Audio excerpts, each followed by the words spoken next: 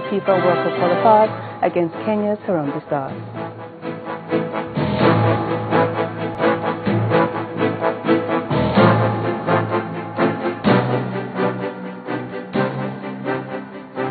Well, certainly amnesty is not a new word, even though it gained prominence in Nigeria's quest to finding peace to the Niger Delta in the wake of armed struggle by militants.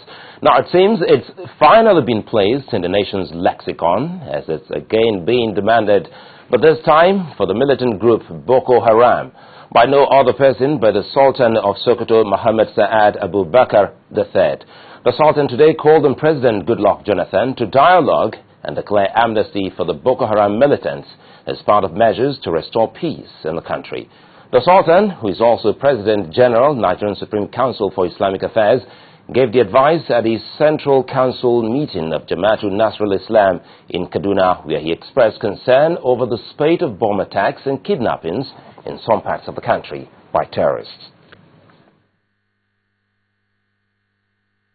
We want this opportunity to talk on the government, especially Mr. President, to see how he can declare total amnesty to all combatants without saying twice. That will any other person who pays or harm to be termed as a criminal. But the declared, there will be so many of those young men who have been running will come out and embrace that amnesty. And some of them have already come out, because we have heard some of the stories in the papers or the media. Even if it is one person who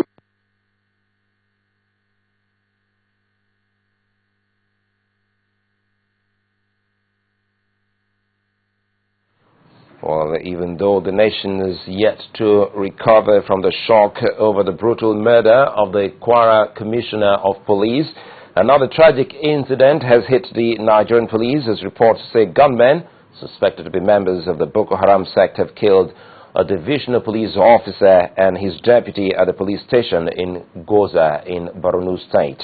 An eyewitness told our correspondent that the gunmen also killed 8 civilians. Goza Township is in Borno local government area of the state and a border town with Cameroon. The Borno State Police Command spokesman, Mr. Gideon Jibrin, has confirmed the tragic incident. That the nation may be facing some security challenges, but that does not mean failure of government. That's the position of the Senior Special Assistant to President Jonathan on Public Affairs, Dr. Doyin Okupe.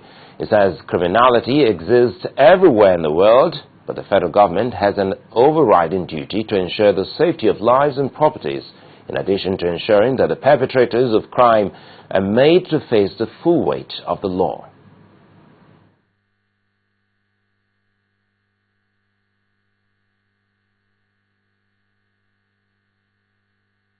Isolated tragedies such as the killing of Mr. Asadu cannot be taken as an index of a failed state, as we are being made to believe by the STN and Alhaji Lai Mohammed. Because if that were to be so, many nations in the world, including some very advanced countries, would have been classified as failed states.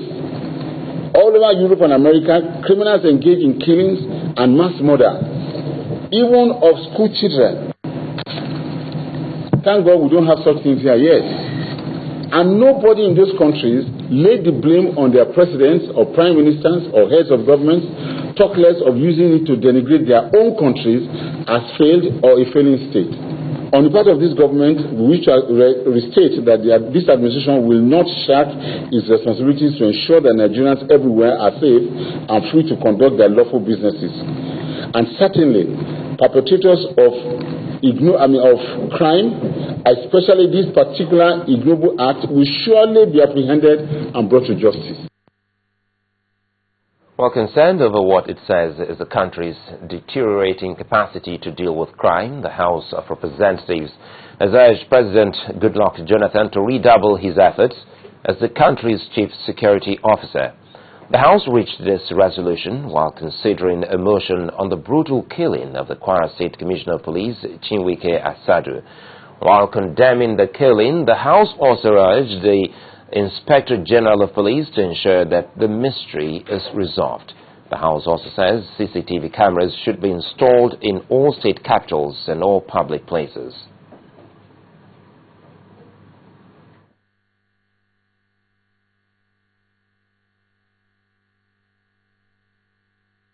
Mr. Chiweke Sajo was by all standing a law officer who has some minimum level of detail to ensure his safety in the discharge of his constitutional responsibility of policing, but was caught by assassin's bullet. This trend is quite worrisome. Now we're worried, that if a high-ranking police officer is attacked in this manner, our security situation in the Committee of Nations will further worsen, thereby making investment drive in our country a mirage, as no investor will put his resources in an unpredictable environment. We're further disturbed that members of the Ogun State House of Assembly turned the chambers into a boxing arena today, breaking the mace in the process. The commotion was as a result of a disagreement on the composition of Tenders Committee, as advised by the ICPC, which is a consequence of corruption allegation leveled by the ICPC against the Speaker. Last week, the Speaker tried to constitute the committee with nominations coming from him and the Governor, as alleged by some members, but could not as a result of opposition by some lawmakers. However, the Speaker suspended 4 lawmakers, Remi Hassan, Adijat Adeleye, John Akinton, and John Obafemi, at today's plenary session. This elicited a reaction by the suspended members in their group of 14 by the name Born Again 14, who also announced the suspension of the Speaker and his deputy, which led to a fracas and breaking of the mace. Yet another issue probably that has divided the House is the insistence of the BA14 group that the true debt figure of Ogun State be made public before a bond request by the state government is granted.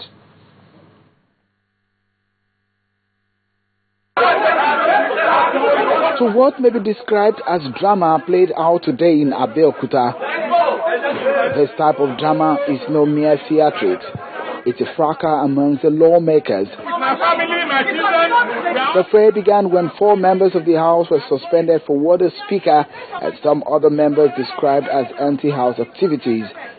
Those members in question are back in the House, led by this man, Honorable Remi Hassan. If I support that they should be suspended, please say aye. Aye! Again, say nay. The answer be as so ordered. I also know that all of what transpired in the earlier sitting of today is hereby nullified according to all our extant rules and the Constitution of the Federal Republic. The House is hereby adjourned synodally. They have reverted their suspension and in turn suspended the Speaker of the House and other principal officers. The grievances are clear. They are looking for simple majority to ensure that they will amend that law. That is the reason behind the suspension, which we have already reversed. Ogun State people should be put on notice that we are saying no to indebtedness. Out of the 25 members of the House, 14 of them pitched their camp with Remi Hassan and claiming the simple majority. But for the Honorable Suraj Adekonde-led group, it's a different story. At the point of adjournment, some of them just walked out. This is unparliamentary. This is unruly. And this is to me, is basically a total disregard, to the institution. It was confusion all the way as a chamber meant for lawmaking today turned into a chamber of troublemaking. Even journalists had their own share of the trouble. They were smoked out with police tear gas. The allegation is high-handedness by the Speaker of the House and his supporters over the membership of the State Tender Board and fraud in the award of contracts. The Ogun State House of Assembly is no stranger to crises of this nature.